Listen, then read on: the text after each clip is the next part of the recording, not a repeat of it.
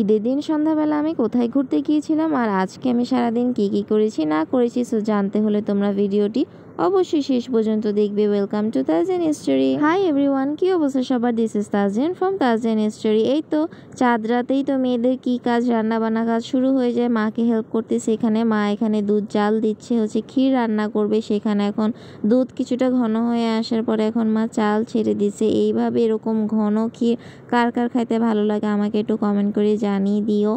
এই যে মার এখানে ক্ষীর রান্না শেষ। এই যে কত সুন্দর হয়েছে ক্ষীর, মাশাল্লাহ মাশাল্লাহ। কে কে খাবে চলে এসো, তোমাদের দাওয়াত রইলো। এখনও আছে, যেহেতু ভিডিওটি একটু লেট আপলোড হয়েছে, বাট এখনও আছে, তোমরা চলে আসতে পারো। তারপরেই তো রাতের বেলা হচ্ছে মা গরুর মাংস রান্না করে ফেলছিল ক্ষীর রান্নার পরে, তাই আর কি গরুর মাংস রুটি খেয়ে নিলাম। তারপরে তো ঈদের দিন সকালে ঘুম থেকে উঠে দেখি এখানে হচ্ছে বাচ্চারা কি একটা দোকান দিছে। মানে এটা কি ব্যবসা? এটা কোনো খেলা, মানে জুয়া টাইপের কোনো খেলা নাকি ব্যবসা আসলে আমি জানি না।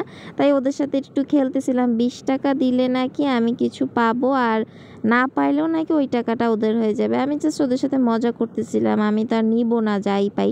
তারপরেই দেখো আমি এখানে একটা কোক পাইছিলাম, মোজো পাইছিলাম। মোজোটা আর আমি নেই ওদেরকে আমি দিছি। আমি বলছি যে আমার সামনেই তোমাদের এখন খাইতে হবে, তাই ওরা খাচ্ছে। না, ঈদের আনন্দ সবার সাথে কিন্তু ভাগাভাগি করতে ভালো লাগে। তারপর এই যে মা এখানে খিচুড়ি রান্নার প্রিপারেশন নিচ্ছে। ওখানে হচ্ছে পেঁয়াজ ভাজতেছে, তারপরে এখানে ডাল ভিজিয়ে রাখছে, চালও ভিজিয়ে রাখছে। এখানে হচ্ছে সেমাই, এই সেমাইটা রান্না করবে। এই যে মার গরুর মাংস রান্না করা শেষ, মানে রান্না তো করছে আগের দিন, জাস্ট এখন গরম করে রাখছে, যেহেতু সকালে নাস্তা খিচুড়ি আর গরুর মাংস। এর তো মা এখানে খিচুড়ি রান্না করতেছে।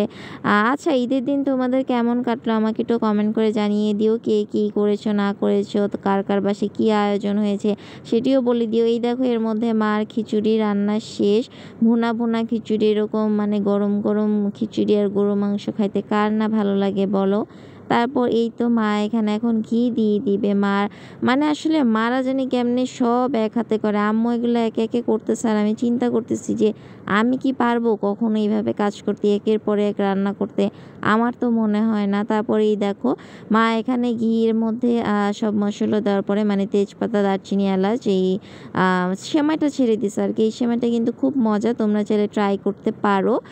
তারপরে এখানে একটু চিনি দিয়ে আর হালকা কিছু পানি দিয়ে এখন একটু নরম নরম হয়ে আসলে আর কি, কিছুটা মাখো মাখো হয়ে আসলে আর কি নামায় ফেলবে সেমাই। এই দেখো মার সেমাই রান্না শেষ। আমার এই সেমাইটা বেশি পছন্দ। কি সুন্দর হয়েছে সেমাইটা, মাশাল্লাহ।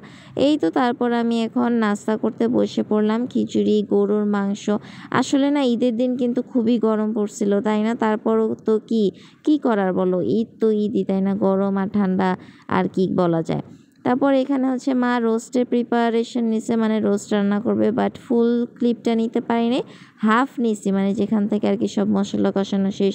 টক দই দিয়ে চিকেন দিয়ে কিছুটা কষানোর পর মা পানি দিয়ে, যে চিকেন রান্নাও শেষ, মানে রোস্ট রান্না শেষ। তারপর এই তো মা এখানে এখন পোলাও রান্নার প্রিপারেশন নিয়ে ফেলছে, পোলাও অলরেডি বসাই দিছে। আমার আজকের ভিডিওটি যদি তোমাদের কাছে ভালো লেগে থাকে তবে প্লিজ তোমরা বেশি বেশি লাইক কমেন্ট শেয়ার করে যাবে। শেষে পোলাওয়ের উপরে একটু ঘি দিয়ে দিল, এতে কিন্তু পোলাওটা খাইতে খুবই ভালো লাগে। তারপর এখানে ওই যে কাবাব বানায় রাখছিলাম, ওই কাবাবটাই এখন ভেজে নিচ্ছে মা সবার জন্য, যেহেতু গেস্ট আসবে একটু পরে। আমাদের বাসার নিচে দারোয়ান চাচাকেও আমরা নাস্তা দিয়ে দিলাম, প্লাস দুপুরে লাঞ্চও দিয়ে দিলাম। এরপর হচ্ছে দেখো আমি একটু নানু বাসায় চলে যাচ্ছি, তোমাদের সাথে ক্লিপ নিতেছি। দেখো আমার এই দুষ্টু ডকরা আমার আজকে পায়ে কি করতেছে, আমার কোলের মধ্যে লাফ দিয়ে ঢুকে পড়তেছিল। ওদের ভয়ে আমি দাঁড়াই গেছি, দেখো আমাকে ওরা তাড়া করতেছে, আমার পিছনে হাঁটা শুরু করছে। এই কন্টেন্টের জন্য, এত সুন্দর কন্টেন্ট বানানোর জন্য তোমাদের জন্য কত কিছু করতে হয়, তাও তোমরা একটু বেশি বেশি লাইক কমেন্ট ফলোও করো না। কি আর বলবো বলো রে ভাই। তারপর এই যে বাসায় গেস্ট চলে আসছে, মা এখানে পোলাও বাড়তেছে। কি সুন্দর, মারা আসলে সব কাজই পারে। তারপর অল্প কিছুক্ষণ রেস্ট নিয়ে আর কি সন্ধ্যার দিকে বের হয়ে গেছিলাম। কোথায় যেতে পারি? Guess what? কেউ কি গেস করতে পারছো যে কোথায় যাচ্ছি? ভিডিও শুরুতে দেখি কি কেউ কিছু বুঝছো? আচ্ছা, কেউ যদি কিছু না বুঝে থাকো, দেখো চলে আসলাম সংসদ ভবনে। সংসদ ভবন কি সুন্দর করে সাজাইছে, কত সুন্দর লাগতেছে আসলে, তোমাদেরকেও দেখাচ্ছি। দেখো আমি চলে এসেছি সংসদ ভবনে। আর হ্যাঁ, আমার FB পেজটা তোমরা সবাই please like comment share and follow করে দিও, পাশাপাশি ইউটিউব চ্যানেলটিও সাবস্ক্রাইব করে দিও। এই তো তারপর এখানে দেখো সংসদ ভবনের সামনে কত কিছু বসছি রে বাবা, চুড়ি, মালা, লাল গোলাপ, হলুদ গোলাপ, কত কিছু। বাট লাল গোলাপ কিনে দেওয়ার একটা লোকও নাই, আহাই রে কপাল রে।